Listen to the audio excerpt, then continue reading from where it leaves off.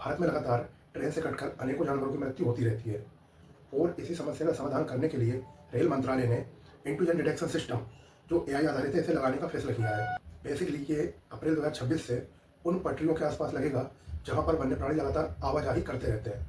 और ये सिस्टम क्या करेगा, जैसे ही पटरियों के आसपास जानवरों की आवाजाही होगी ये तुरंत अपना जो डाटा है वो कंट्रोल रूम में सेंड कर देगा और कंट्रोल रूम तुरंत लोको पायलट से ट्रेन की स्पीड को कम करने की कहेंगे। क्या हुआ, जो सामने आने वाले जानवर है पटरियों पर उनकी मृत्यु होने से रोकी जा सकती है।